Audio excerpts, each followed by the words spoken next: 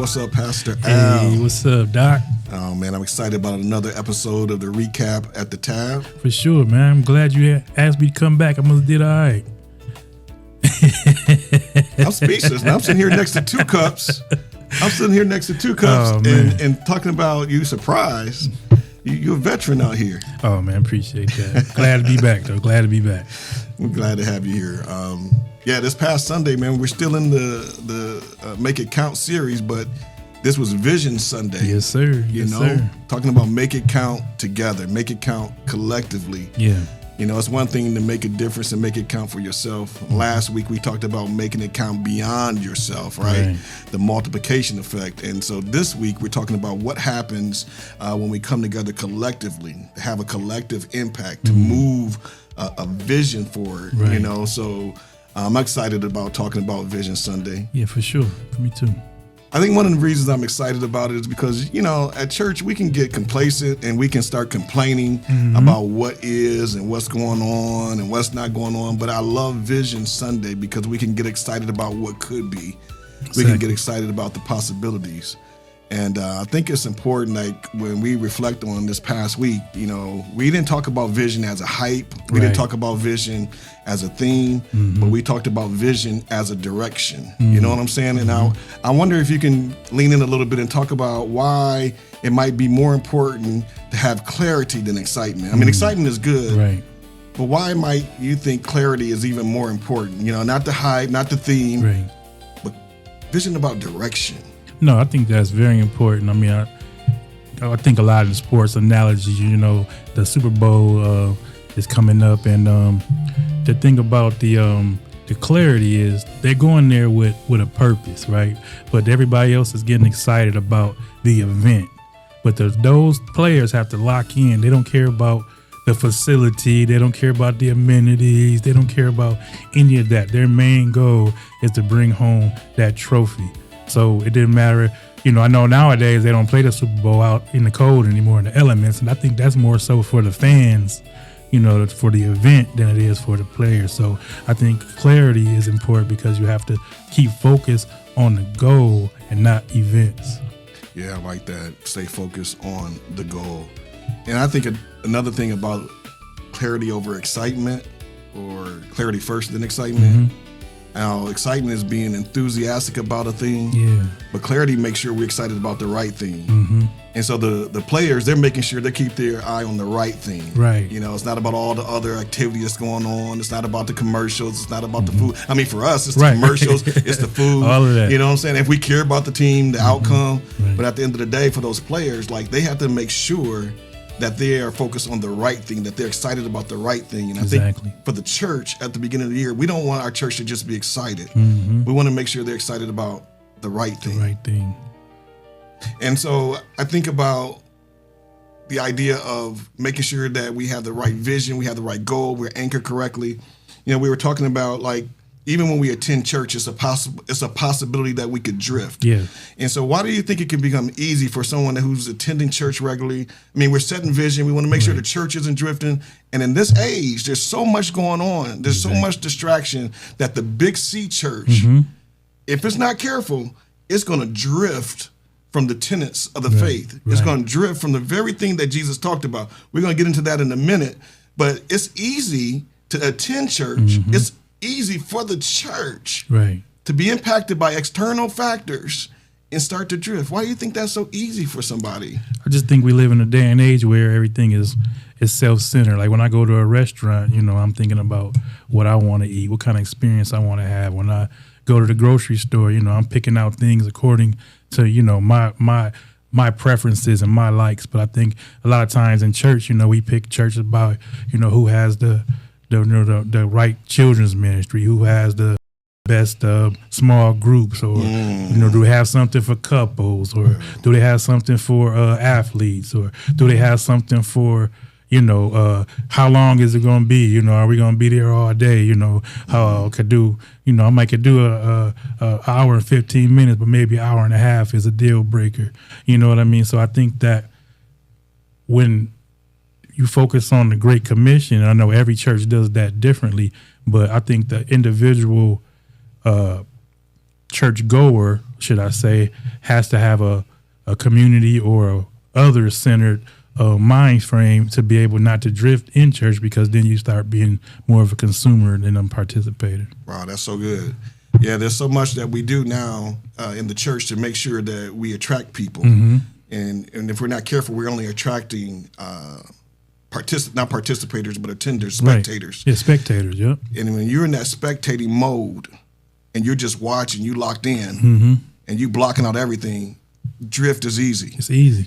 But if you're participating in actualizing the vision of the church, the Great Commission and the Great Commandment, you're less likely to drift. Right. But the thing about church, like you were describing, is that there's so much other things that we want to consume. Yeah. That we were more in the consumer mindset than a producer mindset. And here's the thing: sometimes drift doesn't happen like at once. Right. Drift can be like gradual and slow, and you might not even notice it. Right. If you're not careful, the average churchgoer say, we just grew apart.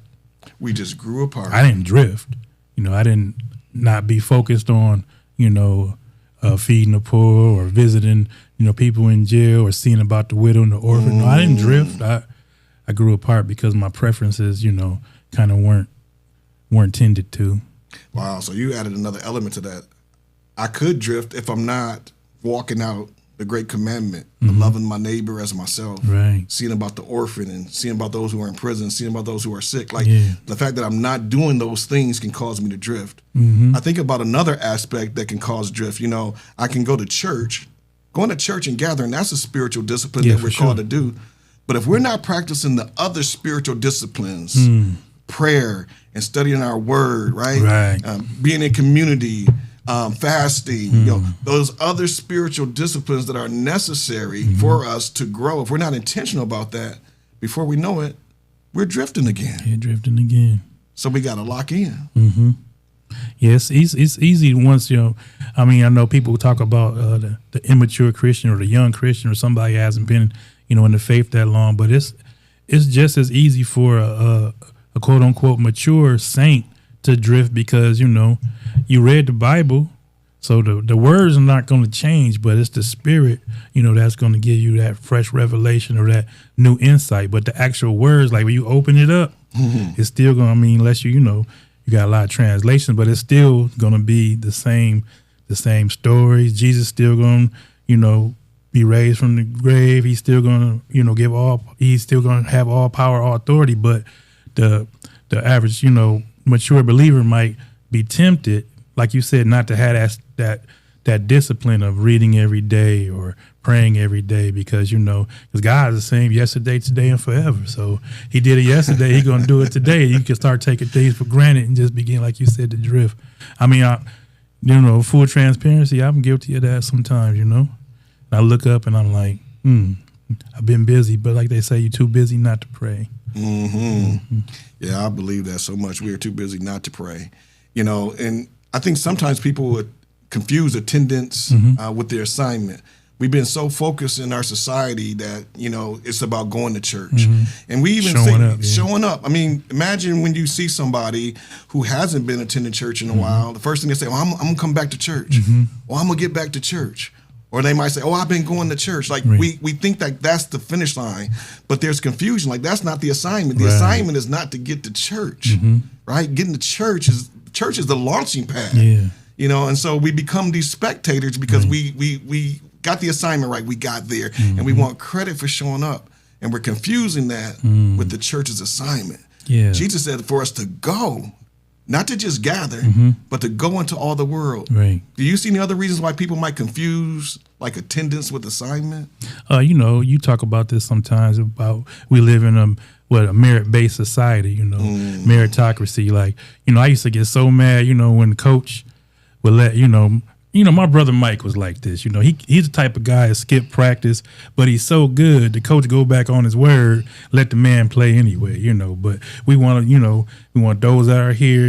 We go by merit based, like who shows up the most, who has the most seniority, and who participates the most in the activities that run the church. That I think sometimes, that could be a hindrance. It's like I was here, but were you present? Ooh. I was here, but were you present? Yeah. Man, that'll preach right there. How many people are just here at church versus being present, ready to be not only hearers of the word, but also doers of the words? Yeah.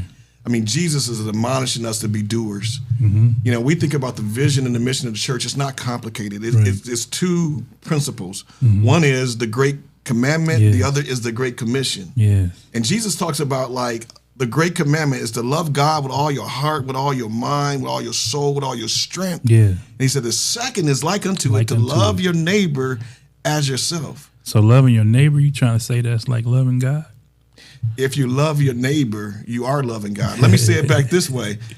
Jesus said this way, you can't love God like the scripture is clear. You can't love God who you can't see if you hate your brother who you do see. That's heavy. Now that's some heavy stuff right there.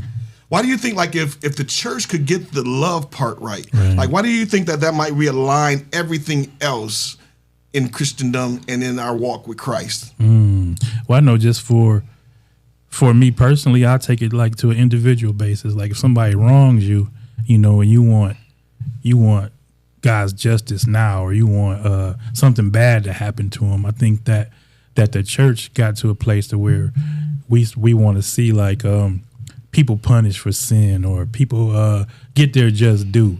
But if you focus on just loving God and loving your brother, like, I don't agree with you, or, you know, I don't, just because you love somebody don't mean you be a doormat either. You know what I mean? So I think that's key. That love mindset will say, I seek the best for you. Like my neighbor, who is my neighbor? I mean, you preach about this all the time. It's the one that's closest to you. It's not like, oh, I'm good with all my neighbors, or I don't even know my neighbors. How I'm going to love them? Like that guy don't come out of his house. He don't wave. I don't even know what his kids look like, you know, these days. But no, your neighbor is the one nearest to you. So that takes away all distinctions. That takes away all the distinctions.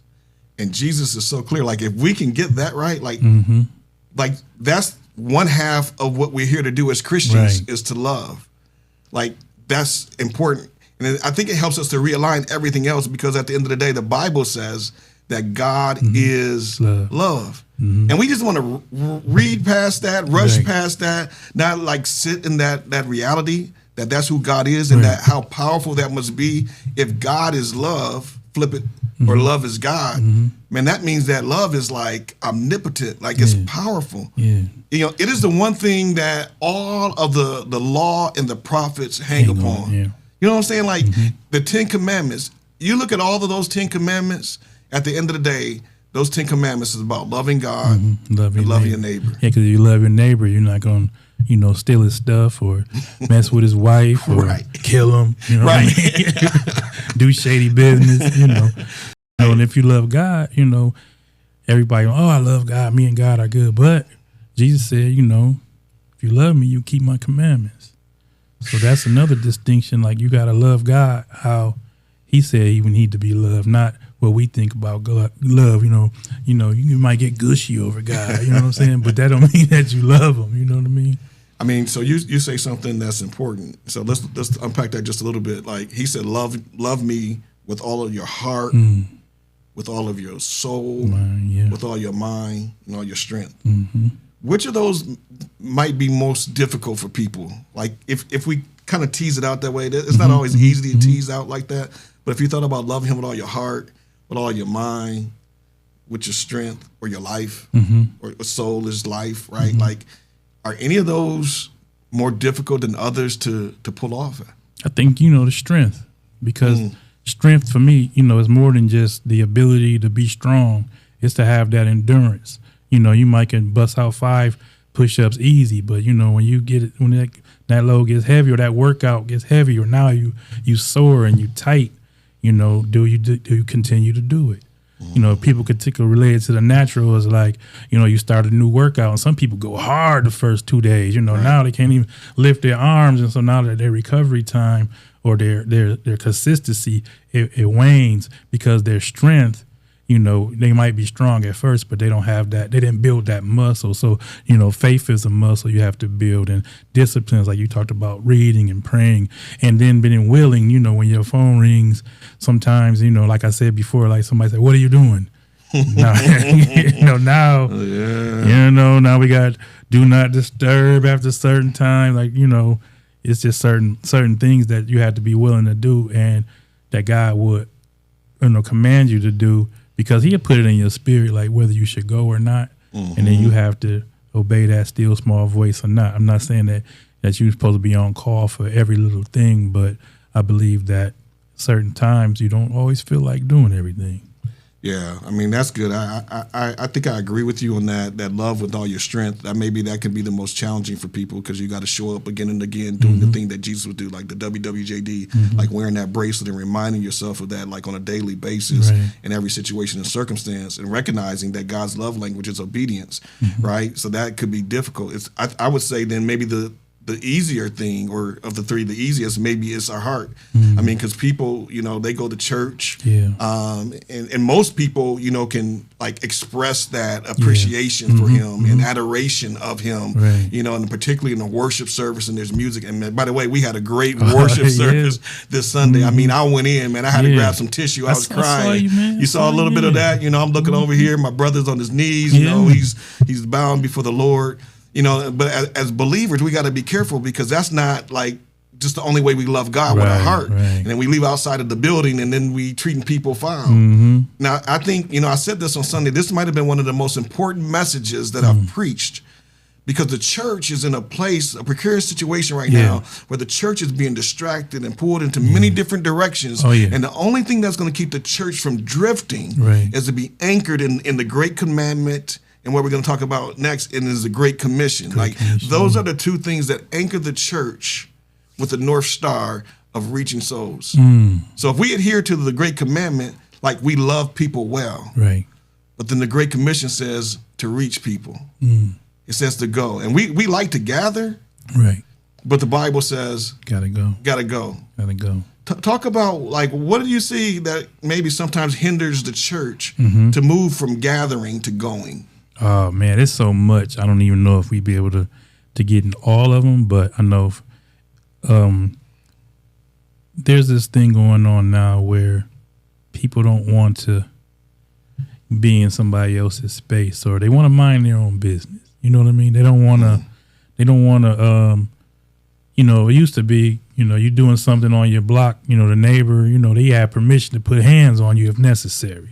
Or in school, they were disciplined. Everything was discipline based, but, maybe things got out of hand, and things that happened that weren't right. So now it's like nobody wants to speak up and say anything to anybody. And, they even in comments on social media, they might not want to, somebody might put up a post, but then they might not want to give them an encouraging word from the Lord based, if they don't know Him that well, because how the trolls will come after them, or how the different people pile on. It's just such a negative, scandal, and everything. It gets more attention. Yes. So, when you're talking about going, you're talking about doing those things in the Great Commission, I think people are just, more, society is not as neighborly as a whole, I would say.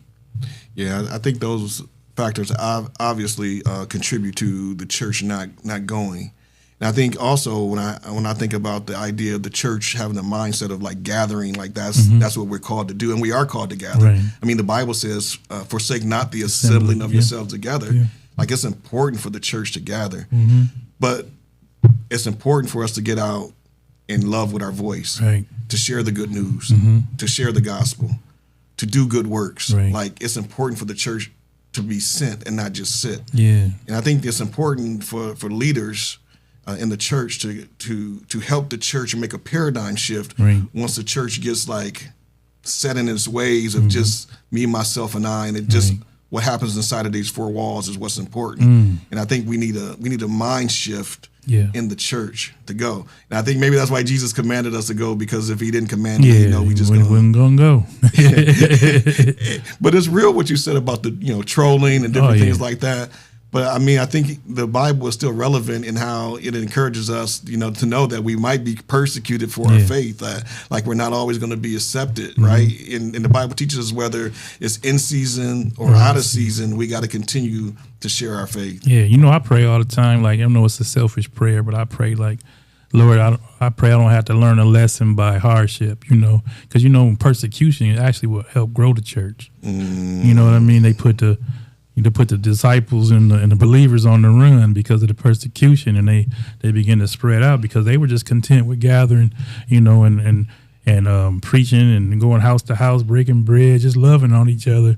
Probably got to a point to where, all of our families just get together and it's like, we doing the Lord's work. But, I'm pretty sure they had signs and wonders and miracles amongst them. Somebody was getting healed. Somebody, probably business was growing, but that persecution is what made the church grow. So, I pray, Lord, you don't have to do that to me for me to go. I'll go, Lord.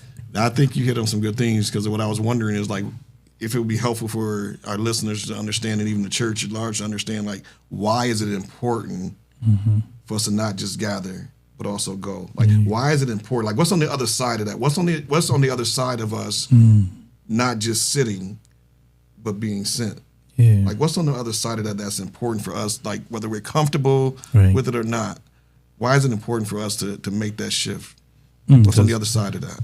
The other side of that is God so loved the world. Go ahead, brother. So as many people that, God say he willed that none of us would perish. So if you really believe that he really wants to reach everyone, then that's the motivation to keep going. Because your life, in just handling daily business, because I even encourage people, I was messing with you about door dashing and stuff like that. They got to the what they call it, the contactless delivery, where they just drop it off and you don't even know who brought it, unless your Ring camera catch something. I ain't even gonna get into that, but right. But there's that piece that, when you're out in the community or you're conducting your daily affairs, that you could be able to let your light shine, and when you have a conversation with somebody, and then there's different opportunities to begin, to share the word, or just, they know that you're a Christian, or they know that, you believe in something, and then the conversation is sparked, and then being excellent at what you do, glorifies God. So I know, like, my daily affairs, I try to treat people with dignity, honor, and respect, and do a good job, and then people, they glorify God. I appreciate you sharing that, because you made it really clear, very succinctly. On the other side of our going, our loving, is eternity. Yeah. Like, we need to sit in that. The church needs to sit in that. Like, that's what's on the other side of our obedience to go. I think what's important next, then, like, if we understand that the mission and the vision of the church is simple. Right, yeah. It's simple. To love well and to reach people. Like, that's what Jesus is talking about. So how do we as a church, like, walk that out? Like, how do we make it actionable, right? How do we operationalize that? And so we, like, at the Tabernacle, like, we've thought of 4 things that comprise a strategy of, like, saying, okay, let's take what Jesus has said, and what does that look like for us to walk that out? And we thought of 4 things, like mission, evangelism, teaching, and attractional ministry. Right. Like, the first of those 4 things that we talk about is being mission. Like Jesus said, like, when you were hungry, I fed you. When you were naked, I clothed you. When you were in prison, I came to see about you, right? Yeah. Like, that's the missional piece. That's showing people that we love them. What is the consequence if missions is taking love outside of the walls of the church? Yeah. What's the consequence of love not going outside of the 4 walls of the church? They won't know what they say, that people don't care how much you know until they know how much you care. So if I never see your faith in God in action, and then you try to tell me about God, and I'm hungry, or you want to tell me about God, and that's why a lot of other things are rampant in our prisons, because with the gangs and the people serving, they get on to different religions and things like that nature, because people gotta go see about them. They gotta go see about them. Gotta feed them. You gotta help people, and then they be more receptive because you care about them. I mean, we through the outreach arm of the church for our Tatum Zone, those children that come to the after school program, they know it's some adults that care about them. And then when they have things arise in their life, their families are a lot more receptive to, to prayer and to seeing about, opening up about their lives because they know that those people over there care. I think you did a great job of talking about, like, that's a consequence of love not going outside of the walls of the church. People don't really care what you know. I think there's also a consequence to the church if it doesn't go outside of the walls. Right. I think the church becomes anemic. I think it becomes apathetic. Yeah. And even more importantly, it becomes self-centered. Right. Like those aren't my issues. Those aren't my problems. Like, it's real easy to get like that really quickly when the church doesn't do that. And they should just get a job, or they should, you have a list of things that, they become natural, but they can have spiritual implications. Poverty is not, it's not natural.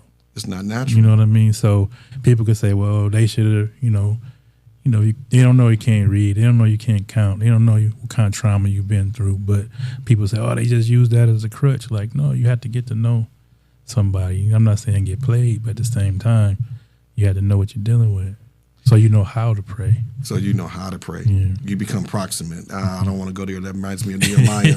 Nehemiah got proximate, so he knew what to do. Right. He understood the strategy that he had to prepare for. And so he said he inspected the wall. He inspected it. He got close enough to see. Yeah. You can't solve a problem if you're too far away from it. Don't try to solve my issue and you don't even know me. Right. You know what I'm saying? Like, don't try to give me a solution and you don't even fully understand my problem. Like, Right. I'm not interested in you giving me a quick answer because I haven't even explained to you fully what I'm dealing with. And so, the church can begin to prescribe solutions to problems they don't even understand. And that's what I love about the Bible, though. If you really allow, the Holy Spirit to take you on the scene, so to speak. I mean, just like reading a descriptive book. Like, they talk about how the gates was burned. Like, do you know how things smell when it's burned? Talked about the different gates, the dung gate to this gate. Like, do you know how something being in disarray, how that smells and how trash smells and how chaos smells? Like, all that stuff has a smell to it. And then when you start thinking about that, it's like, we wouldn't be so put off by somebody that's disheveled or somebody that's unhoused or somebody that's unkept if you know that the reality has a smell to it. Reality has a smell to it. Man, we could sit in that for a second and just realize that, and it really does. Because of that, though, the missional work is important to church. That is part of loving your neighbor as yourself. Yeah. The other thing is that, the second thing is the E in meta is evangelism. Evangelism, yeah. Like, if missions is the hands and feet of love, evangelism is definitely the voice of love. Voice, yeah. And can you think of some practical things maybe people could do or to become more evangelistic? Like, do you need to be an evangelist to be evangelistic? Like, no. Maybe you can help a listener out. No, I would say just being loving, but not loving like gushy, but being a nice person. It's like, if you want friends, you got to show yourself to be friendly. And I think that's one part of evangelism. Like, I know there's a time where they say that we don't preach fire and brimstone anymore, but, repent or, the kingdom of heaven is at hand. But there's a way that God would say, have you be harmless, as, was a wise as a serpent and harmless as a dove. So I think that in just simple terms, like, just ask God for, you don't have to have a script. Yes. But you could invite somebody to church, or you could invite somebody to breakfast, or if they're having a small group, men gathering just for breakfast. You could invite somebody to just hang out and have coffee, and then you can do a check-in. And during your check-in, you could just tell your testimonies. We overcome by the word of our testimonies and the blood of the Lamb. So you have to put that in action. I know they say that, don't tell what God is doing. You don't want to be like Joseph, and they throw you in the pit and sell you to slavery. And Potiphar's wife can try to get a hold of you because you talk too much. But on the other side of that, God will use your story to get His glory. God would use your story to get His glory. Man, I got some one-liners. Man, you got the singer. Man, you out here, man. What do they call that? when they repost you or whatever, go ahead, keep it rolling. But the story piece, right, is so powerful, and I just want to click on that and like just bold that for a second, because people think like to evangelize you got to be able to preach a sermon. Yeah, be a scholar of some sort. Yeah, but you don't need a sermon. You just need a story.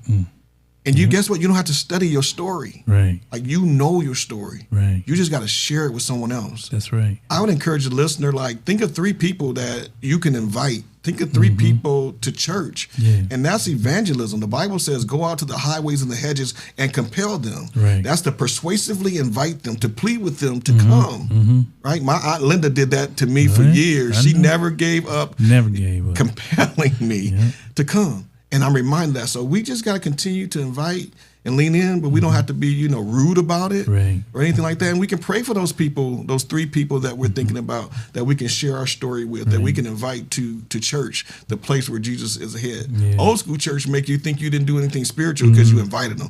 Did you share the gospel with them? Did you? Well, I'm going to take them to the place where they can hear it from, like I may not feel comfortable, but I can bring them to the banquet, and they can meet the husbandman. So that like that part is spiritual as well. The next part of meta is teaching. Yeah. Now, Jesus said like to go and to teach them. That's right. Now, where we kind of mess up at the church with this, like, he didn't say teach them to know. He said teach them to obey. Okay. So I think it's a difference between teaching that is informational and teaching that's transformational. Yeah. In the church, I think we've missed it because we think we just got to teach people to know. Yeah. And we wonder why we're not doing the things the church is supposed to do is because we pull up just short of what Jesus actually said. Teach them to obey. Teach them to obey. Wow. How does that hit a little bit? I mean, teaching to obey, I have to take it back to in my mind, it goes back to being a child, being a toddler. You have to, having a few toddlers of my own over the years and grandkids, it's like you could tell them something, but you teach them to obey it. Like, then you start asking questions like, you start to ask them the information back. Like, didn't I tell you don't run and across the parking lot? Yes. And now it's like, so you do understand what's required of you. And I told you why, what the consequences will be. So now you have to lock into what's hindering you from obeying. So I'm thinking like when you're teaching people, I don't care if it's a teen or if it's an adult, when you're teaching them to obey, you talk about the consequences, you talk about the information, but now the accountability piece is what's hindering you from living out the information that you know from the word. So that's heavy. Yeah, that's heavy right there. I mean, we could spend a lot of time there, but that's important. Like, if we want to see the transformation take place, and if we want to walk out like the Great Commission and the Great Commandment, it's not just going and telling them. It is going and telling them. Yeah. It is giving them the good news.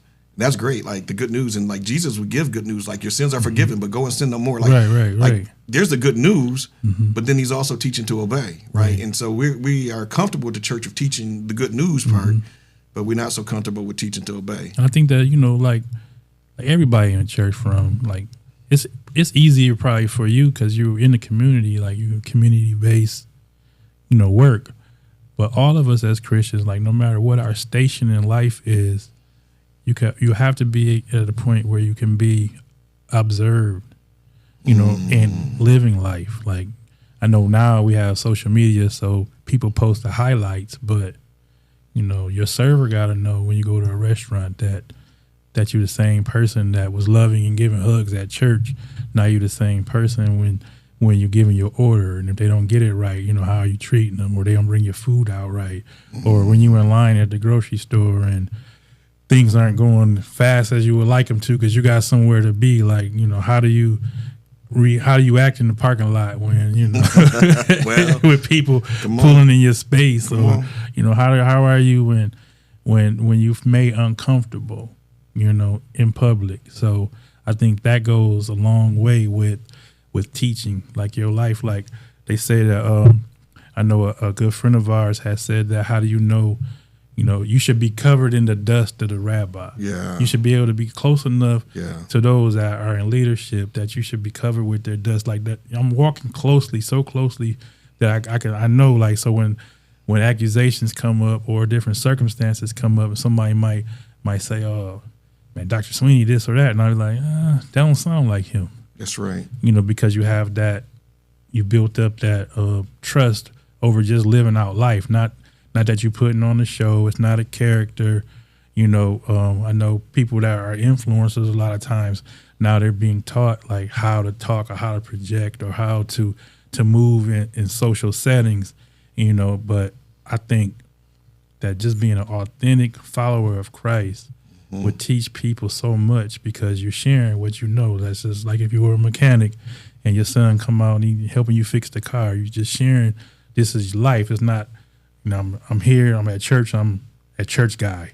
Now I'm at work, I'm work guy. You know, I'm at home, I'm king of my castle. You know, it's all your life just has to just flow with God. So I would say that.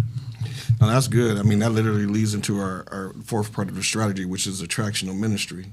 Like we need to be missional. Like in our own life, like maybe we're shoveling our neighbor's snow. Right. Like that's what we need to be, right? If we're fulfilling the Great Commission and the Great Commandment. Evangelistic, like I'm using my voice, I'm telling my story, I'm telling the good news. Like that's what I need to be doing as a believer. And then like teaching, like who am I discipling? Like who am I helping to obey the commandments of Christ? And then this next piece is attractional, like attractional ministry. Like is my life, like am I living my life? Am I walking this walk? Am I pursuing Christ in such a way where somebody else will want my Jesus? Like, or do they want nothing to do with it? Am I living my life in such a way that people want to follow me? Paul said, follow me as I follow Christ. Like, am I living my life, is my walk attractive enough that somebody would want to walk so close that they would be covered in my dust? Like, what Jesus am I presenting to them? We know that, like, we're living epistles being read of men. Yes. So attractive ministry, like, is that on a personal level, like on the church macro level, like, you know, people, you know, take different sides, like, oh, attractive ministry, that's all about entertainment, that's all about show, you know, the big lights, you know, did Jesus have this or that? No, but fog machine. you know, you got all of this, but no, what it really is, like attractional ministry, Titus 2:10 talks about what everything that within us, like make the gospel attractive. Like it's important to make the gospel attractive, not for entertainment's sake. Apostle Paul said, I became all things to all people that I might win some. It's literally like hospitable excellence. Like, how do you feel when you show up at a place and it's done in an excellent way to show hospitality to you because they thought about you and what you like? Like they didn't make your personal snack box with snacks that you don't like. Like they knew who you were and they knew you were coming, and they make that place feel like it's for you. And you can be comfortable there and you can relax there. Even though may not be your own home, someone who's really good at hospitality, that home that's not yours, it will feel like this is home. Like I can take my shoes off. Like I can go get something out of the refrigerator. That's attractional ministry, is the intentionality, like on the weekend service, like when we encounter attenders and visitors and guests with the one thing in mind is that I want to help that guest, I want to help that visitor move from being a guest or a non-believer to walk them along the path of becoming a disciple and then making disciples. No, for sure. And I think that, you know, taking that, what you call that mystique out of it. Taking the mystique out of it. You know, like before, like I always thought that, you know, pastors or evangelists, you know, the fivefold ministry guys, they were these, you know, almost like X-Men of the church, you know, but just taking the mystique away, like, no, they're people, but they're empowered by God to carry out His commission. I mean, that takes a lot of it. You know, I know church, sometimes we don't want to oversimplify things, but I think sometimes you have to. Like, this is what he said, like you said, love well, be hospitable, be nice. You know, but be disciplined. But obey His commandments. You know, it's both. You have to be both. You have to, because you could be nice and be flaky as you want to be, but that don't mean you transform. So you still have to teach them to obey. Isn't it interesting that there's churches where people can be mean, and then we can wonder why people don't want to come. Yeah, that's not attractional. That's not attractive. We don't want to be mean. Yeah. And here it is, though. At the end of the day, we can understand the vision and the mission of the church is so clear, right? Like we just said it, the Great Commandment, the Great Commission. What does that look like practically walked out? It looks like mission evangelism, making disciples, or teaching in attractional ministry.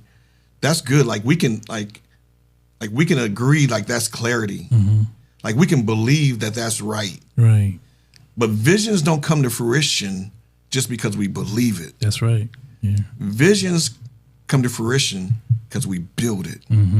Like a vision is where we can come together collectively to make it count. But not solely because we believe it. Right. We got to build it. Yeah. Anything you would say to somebody that might help them shift from just believing to building? I think if the person or anybody listening or watching this, if they could see themselves as part of the body that's fitly joined together, like it says, the hand can't say to the foot, I have no need of you. The eye can't say, to another part of the body, I have no need of you. No, we need everybody. And if they could see themselves as first a part of the body of Christ, and then they could see themselves as walking out the Great Commission and like you talked about, making it practical, giving simple steps consistently done over time is going to produce results. Like when Nehemiah, I go back to him, and he was able to do in 52 days. The whole city was in ruins. The gates was burned and trashed, and people were taking advantage of the situation. When I think about society now, a lot of people getting taken advantage of because nobody had not nobody, but the church as a whole needs to put the strategy in place, to do what God said do, and it'll turn around. It might not look like it at first, So people might mock you, what that little church gonna do, or what those few people gonna do, and that's not gonna last. They're gonna be run for a while, but consistently over time, and you make up a decision, God give you the mind to work. He gonna give you the endurance, because it's not gonna be. He doesn't rely on our intellect, our talent, our sophistication. All you asking for a willing worker, a willing vessel. So I would say that. All he's relying on is our yes. Wow. Yeah. He's not relying on anything else about us but a yielded heart. He can do something with that. He can work through that. Well, you summed it up. What it's going to take for us to fulfill a vision is for everyone to recognize that they play a part. Yeah. We all don't play the same part. Right. But no one's part is more important than the other. That's right. We all are members of the body, fitly joined together. And we recognize that we don't get there without one another. That's right. So we got to continue to encourage one another. We got to continue to figure out, like, where does our part, where do we fit? How do we plug in? But we all matter. We all matter. The collective impact, right, is all of us working together. Like, it increases the wattage of the light that we can shine in this world when we all come together to build it. Like you said, Nehemiah got all the people together, got them around the walls of the city to work strategically to put that thing back together, and they were able to accomplish it. I know God right now is just looking for a body of believers that would say, like not just looking for a body of believers, but a body of builders. Yeah, some builders who are willing just to work together to fulfill the Great Commandment and fulfill the Great Commission. So this world isn't lost. For God so loved the world that he gave his only begotten Son. So I would just only encourage for those who are listening today, just to make that commitment to love God, to love your neighbor, and to go make disciples. That's it. That's the vision. That's the vision. That's the recap. That's the recap. Amen. Amen.